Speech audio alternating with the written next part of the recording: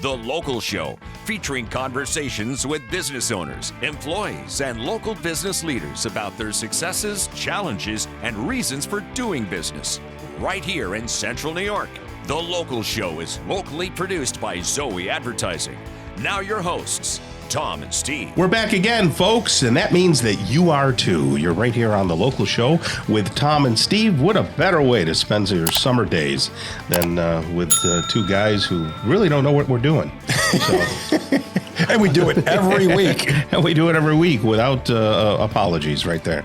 There was something I forgot my watch.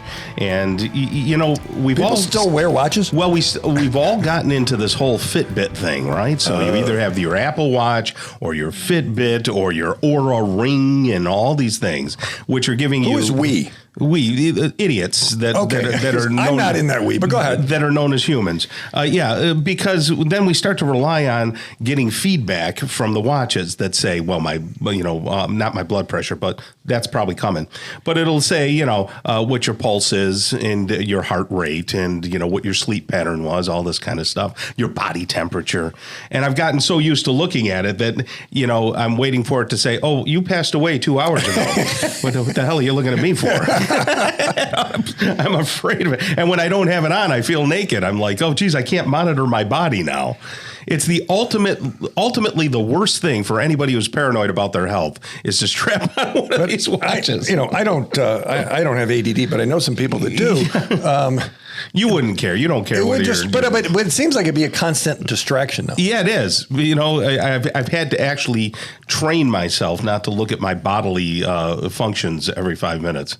Yeah, it's sort of like when you're hooked up to in a hospital bed, you go for a surgery and you hear the thing going beep beep. I'm waiting for it to go beep. What happened? What happened? So anyway, we've got a new guest to the show. We don't want to scare her off too quickly. It's Anne-Marie Smith. She's the development director of the Reading League, and I'm assuming the Reading League is here in Syracuse, right? Yeah, we are. We're right in the CNY building. Oh yeah, they haven't knocked that down, huh? That's still there. No, we're in the back there. We just did a big renovation, so it's beautiful. It is a beautiful building. Can't kick you out now. No, definitely not. I worked at WHEN for a number of years, so of course that building was like right in front of us, and we were in the back area. So that's been a fixture up there on Old Liverpool Road for forever.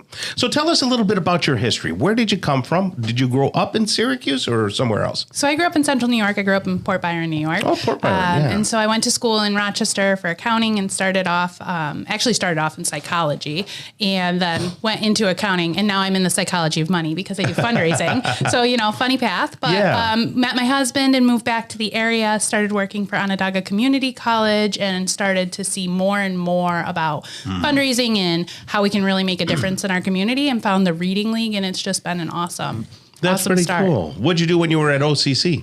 I was an assistant controller there, and then I worked in the foundation. So I really did a lot of work with like grants and scholarships and that kind of thing. Well, you were responsible for doing a lot then because things have grown quite a bit up there. Yeah, they're doing amazing things up there. And I apologize. I have not heard of the Reading League. Does that have anything to do with literacy stuff? Was it pro-literacy or was it law box? Are they different or the same? They're all different. But so the Reading League was started right here in 2016. Mm-hmm. And Dr. Murray actually did a lot of research at Syracuse University. And she would go into the school districts and do this research on how does the brain learn to read? How do we actually make that connection? Because language, when we talk, that's innate. You learn that when you're a baby from being around it. But reading, you have to practice, like you practice a sport or an interest. That's very true, yeah. Steve never really glommed on that. I need to practice. We got a lot of resources. We can help you. Yeah, that's true. But so what we do is Dr. Murray almost left education. She was so frustrated. She was about to buy an alpaca farm, no joke, in Kentucky.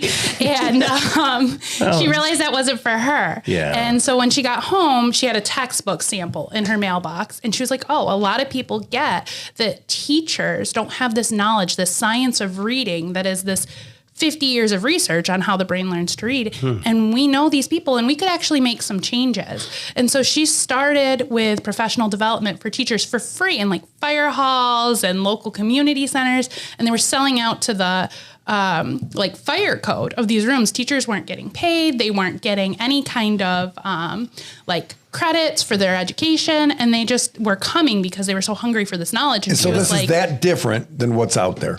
Yeah, there's a lot of curriculum out there that is what you get when you get your on-the-job training, right? I don't know about you guys, but everything I learned once I got there, right? College taught me how to problem solve. And so, you know, when you get into a school system, a lot of those curriculums are guessing. They're not necessarily aligned with this research because there wasn't an alignment between higher ed and neurology, psychology, that kind of thing. And so we really bridge that gap to take this research and make it knowledgeable in school districts and for legislators, administrators, all of that. So your organization caters to teachers. It's not for the general consumer. Yeah, mostly we focus on teaching teachers how to teach reading, but we also have a lot of resources out there for parents and for decision makers in like legislature, and really teaching like what is this body of knowledge and how does it apply. So if someone is A++ student, they've never had a problem reading, they can read a zillion words a second,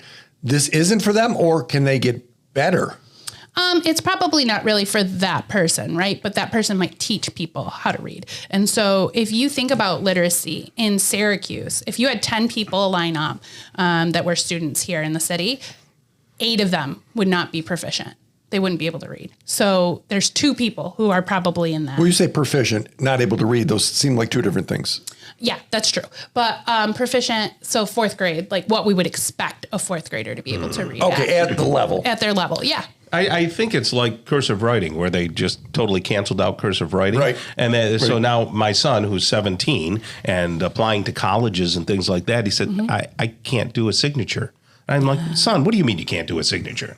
Well, they've never taught us. They never taught. I said, you don't even know basic cursive? I didn't know that. We have 3 kids. Right. I didn't realize they did away with it completely. Yeah. So like with reading, and I'm this has a story. Reading and writing are linked. Right. Yeah, they're kind of linked. But back when I was in elementary school, we used to have reading roundtable every single day. I know this because that happened to be the one thing that I was good at, right? Because thus I'm in broadcasting, right? So we would read the book and everybody would take a passage from the book and I would often interject a character. But I was really good at interpreting the copy. And but they don't do that anymore in schools because they don't want anybody to feel singled out or feel like they can't do it. Well, I don't know that that's helping people. You gotta see who understands it, doesn't understand it, and then get help if you don't. And it sounds like teachers go to school, they learn, they get their degree, they get their master's, but they've never been taught the specific way of how to teach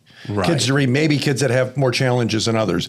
Are they auditory learners? Do they have to see it, feel it, sound it out? I don't know anything, but I do know that there's different learning styles. Yeah, there are different learning styles, but really within the science of reading, like it's a systematic approach, right? So you learn, you practice, and you do it. What that means is that 85% of kids, or 8.5 kids, will learn how to read in their basic classroom. They don't have to be referred out for special ed or extra services, and they'll all learn in the same way for the most part. There are definitely, idiosyncrasies. So or this specifics, 15%, this is 15% is who we're focusing to help. Is that what I hear? 85 is who we're focusing to help. Oh, the 85. Yeah. Oh my gosh. Okay. And, it's definitely, I don't ever want to sound like I'm criticizing teachers because they are out there doing really great work, what they can do, working hard.